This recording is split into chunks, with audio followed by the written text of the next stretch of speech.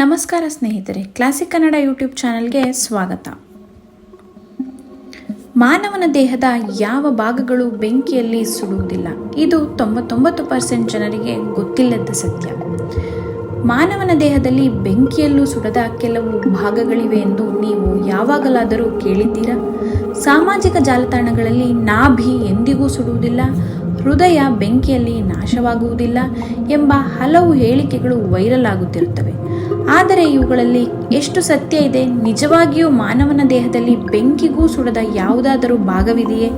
ಇಂದಿನ ಈ ವಿಡಿಯೋದಲ್ಲಿ ಈ ಪ್ರಶ್ನೆಗೆ ವೈಜ್ಞಾನಿಕ ಉತ್ತರವನ್ನು ತಿಳಿದುಕೊಳ್ಳೋಣ. ಮೊದಲನೆಯದಾಗಿ ಒಂದು ಮುಖ್ಯ ವಿಷಯವನ್ನು ತಿಳಿದುಕೊಳ್ಳಬೇಕು. ಮಾನವನ ದೇಹದ ಹೆಚ್ಚಿನ ಭಾಗವು ನೀರು, ಪ್ರೋಟೀನ್ ಮತ್ತು ಕೊಬ್ಬಿನಿಂದ ಕೂಡಿದೆ. ಬೆಂಕಿಯ ತೀವ್ರತೆಗೆ ಒಳಗಾದಾಗ ಈ ಮೃದು ಅಂಗಾಂಶಗಳು ಬೇಗನೆ ಸುಟ್ಟು ಹೋಗುತ್ತವೆ. ಚರ್ಮ, ಸ್ನಾಯುಗಳು, ರಕ್ತನಾಳಗಳು ಮತ್ತು ಬಹುತೇಕ ಒಳಾಂಗಗಳು ಹೆಚ್ಚಿನ ಉಷ್ಣದಲ್ಲಿ ಸಂಪೂರ್ಣವಾಗಿ ನಾಶವಾಗಬಹುದು. ಆದರೆ ಕೆಲವು ಭಾಗಗಳು ಮಾತ್ರ ಇತರ ಅಂಗಗಳಿಗಿಂತ ಹೆಚ್ಚು ಕಾಲ ಉಳಿಯುತ್ತವೆ. ಮೊದಲನೆಯದು ಹಲ್ಲುಗಳು. ಹಲ್ಲುಗಳು ಮಾನವನ ದೇಹದಲ್ಲೇ ಅತ್ಯಂತ ಗಟ್ಟಿಯಾದ ಭಾಗಗಳಲ್ಲಿ ಒಂದಾಗಿದೆ. ಇದರ ಹೊರಭಾಗವನ್ನು ಎನಾಮೆಲ್ ಎಂದು ಕರೆಯಲಾಗುತ್ತದೆ. ಇದು ದೇಹದ ಅತ್ಯಂತ ಗಟ್ಟಿಯಾದ ನೈಸರ್ಗಿಕ ವಸ್ತುವಾಗಿದೆ. ಹೆಚ್ಚಿನ ಉಷ್ಣತೆಯಲ್ಲಿಯೂ ಹಲ್ಲುಗಳು ಸಂಪೂರ್ಣವಾಗಿ ನಾಶವಾಗಲು ಹೆಚ್ಚು ಸಮಯ ಬೇಕಾಗುತ್ತದೆ. ಅದಕ್ಕಾಗಿಯೇ ದೊಡ್ಡ ಬೆಂಕಿ ಅವಘಡಗಳ ನಂತರವೂ ಅನೇಕ ಬಾರಿ ಹಲ್ಲುಗಳು ಉಳಿದಿರುವುದು ಕಂಡುಬರುತ್ತದೆ.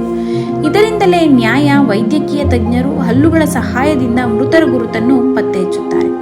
ಪ್ರತಿಯೊಬ್ಬರ ಹಲ್ಲಿನ ರಚನೆ ವಿಭಿನ್ನವಾಗಿರುವುದರಿಂದ ಇದು ಅತ್ಯಂತ ವಿಶ್ವಾಸಾರ್ಹ ಗುರುತಿನ ವಿಧಾನವಾಗಿದೆ.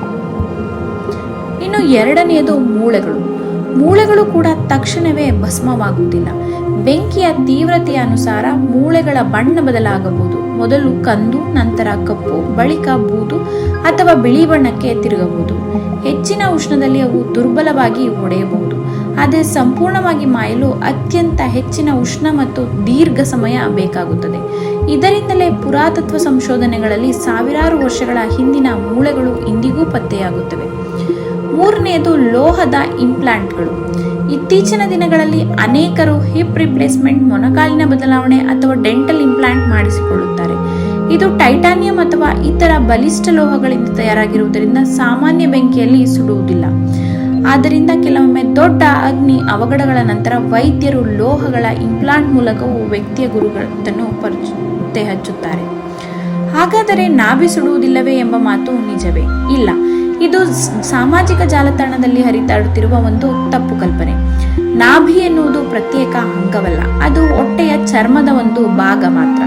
ಆದ್ದರಿಂದ ದೇಹದ ಉಳಿದ ಭಾಗದಂತೆ ಚರ್ಮದಂತೆ ಅದು ಕೂಡ ಬೆಂಕಿಯಿಂದ ಹಾನಿಗೊಳಗಾಗುತ್ತದೆ. ಹೃದಯ ಎಂದಿಗೂ ಸುಡುವುದಿಲ್ಲ ಎಂಬ ಮಾತು ಇದು ಸಹ ಸತ್ಯವಲ್ಲ. ಹೃದಯವು ಸ್ನಾಯುಗಳಿಂದ ನಿರ್ಮಿತವಾದ ಒಂದು ಅಂಗವಾಗಿದೆ. ಹೆಚ್ಚಿನ ಉಷ್ಣತೆಗೆ ಒಳಗಾದರೆ ಅದು ಕೂಡ ಇತರ ಮೃದು ಅಂಗಗಳಂತೆ ಹಾನಿಗೊಳಗಾಗುತ್ತದೆ. ಹಾಗಾದರೆ ಜನರಿಗೆ ಈ ತಪ್ಪು ಕಲ್ಪನೆ ಏಕೆ? ಸಿನಿಮಾಗಳು, ಸಾಮಾಜಿಕ ಜಾಲತಾಣಗಳ ಪೋಸ್ಟ್ಗಳು ಯಾವುದೇ ವೈಜ್ಞಾನಿಕ ಆಧಾರವಿಲ್ಲದೆ ಸಂದೇಶಗಳು ಪಾಸ್ ಮಾಡುವುದು ಈ ರೀತಿಯ ತಪ್ಪು ನಂಬಿಕೆಗಳನ್ನು ಹರಡುತ್ತಿವೆ. ಆದರೆ ವಿಜ್ಞಾನ ಹೇಳುವುದೇ ಬೇರೆ. ಮಾನವನ ದೇಹದಲ್ಲಿ ಬೆಂಕಿಯಲ್ಲಿ ಎಂದಿಗೂ ಸುಡದ ಯಾವುದೇ ನೈಸರ್ಗಿಕ ಅಂಗವಿಲ್ಲ. ಆದರೆ ಹಲ್ಲುಗಳು ಮತ್ತು ಮೂಳೆಗಳು ಇತರ ಮೃದು ಅಂಗಗಳಿಗಿಂತ ಹೆಚ್ಚು ಕಾಲ ಉಳಿಯುವ ಸಾಧ್ಯತೆ ಇದೆ. ಲೋಹದ ಇಂಪ್ಲಾಂಟ್ಗಳು ಮಾತ್ರ ಅವುಗಳ ಲೋಹದ ಗುಣಲಕ್ಷಣಗಳಿಂದ ಬೆಂಕಿಯಲ್ಲಿ ಸುಡುವುದಿಲ್ಲ. ಹೀಗಾಗಿ ಮುಂದಿನ ಬಾರಿ ಯಾರಾದರೂ ನಾಭಿ ಎಂದಿಗೂ ಸುಡುವುದಿಲ್ಲ ಅಥವಾ ಹೃದಯ ಬೆಂಕಿಯಲ್ಲಿ ನಾಶವಾಗುವುದಿಲ್ಲ ಎಂದು ಹೇಳಿದರೆ ಅದು ವೈಜ್ಞಾನಿಕವಾಗಿ ತಪ್ಪು ಎಂಬುದನ್ನು ನೀವು ಆತ್ಮವಿಶ್ವಾಸದಿಂದ ಹೇಳಬಹುದು. ಇಂತಹ ಇನ್ನಷ್ಟು ಕುತೂಹಲಕಾರಿ ಹಾಗೂ ವೈಜ್ಞಾನಿಕ ಮಾಹಿತಿಗಾಗಿ ನಮ್ಮ ಚಾನಲ್ಗೆ ಸಬ್ಸ್ಕ್ರೈಬ್ ಮಾಡಿ. ವಿಡಿಯೋವನ್ನು ಲೈಕ್ ಮಾಡಿ, ಶೇರ್ ಮಾಡಿ, ಸ್ನೇಹಿತರೊಂದಿಗೆ ಹಂಚಿಕೊಳ್ಳಿ. ಧನ್ಯವಾದಗಳು.